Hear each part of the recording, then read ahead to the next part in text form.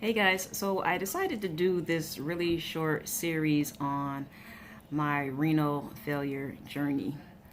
And I was sitting here and I'm like, maybe I should start it next year, the beginning of the new year, 2020. But I'm like, no. I feel like somebody out there needs to hear about my story and maybe it could inspire the right person or some people. So I can't talk about renal failure and what I've been going through unless I talk about diabetes, type 1 diabetes. So I am 46 years old, and when I was in high school, I was 15 years old when I was diagnosed with type 1 diabetes. Now, I didn't know what was going on with me. I was feeling really sick, and there was one day that I had passed out on the kitchen floor, and my mom, they took me to the hospital. Like, her and lots of people from the church prayed for me and prayed for me, and I finally got the help that I needed. But when you're that young, when you're like 15, I was in high school, and the more I learned about diabetes, the doctors were saying, hey, this may happen to you over time. These organs may be affected over time.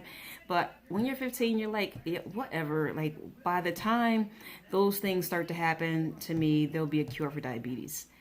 And now, all these years later, there's still no cure for diabetes. And my organs, many of my organs have started to become affected by the type 1 diabetes, including the renal failure. So as a kid, with type 1 diabetes, you're in high school and everybody's like eating candy and, they can just basically eat whatever they want. Their birthday parties, eating cake and ice cream. And people were watching me like a hawk. They're like, oh, no, you can't eat that.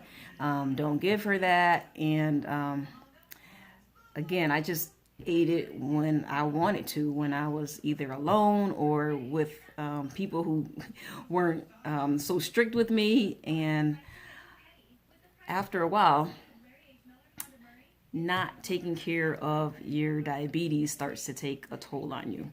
So 15 years ago, my doctor told me that my kidneys were failing. And at this time, I was pregnant with my youngest daughter, who is 15 years old now. So that's how I remember it, like it was yesterday. And what he said was that eventually you will need to go on dialysis or you will need a kidney transplant. And again, I'm like, well, that sounds like a long ways away. So get to working on a cure, doctor. And that was my stance. That was my attitude towards it. And not that I didn't take it seriously, but it just seemed like it was so way off and it didn't happen to people like me. And now, 15 years later from that date, my kidneys are failing. I am in end-stage renal failure. That is stage 5. And there are a lot of things that I'm doing right now that makes my story different than other people's story. And I will get into that in a second video because I don't want these to be too long. But I did want this first video to be just a little background about me. I have 4 children.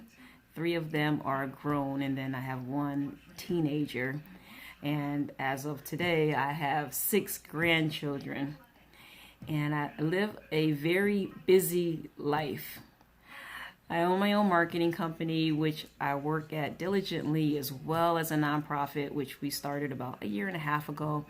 And again, I will get into all those things, all the things that I like to do. My most favorite thing I love to do in the world, which is going to sound corny, but I love going to the movies. Like, I love being around the lights and the music and the people.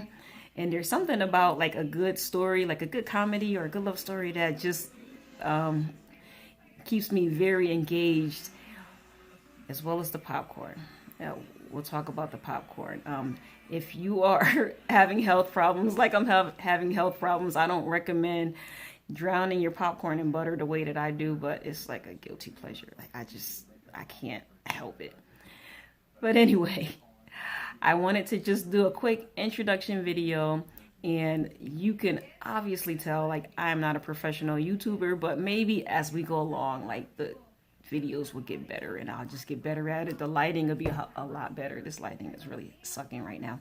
But again, it's not really about the image and the way this video is portrayed so much as it is about the message behind the series that I'm going to do about my renal failure. And I'll go into lots of things in upcoming videos about like what physically, what I have to do mentally, and what I'm going through spiritually and internally as well.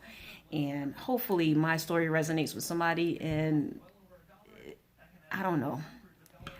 Something in me just told me to start doing this video series just so randomly. But here I am. Video number 1, done.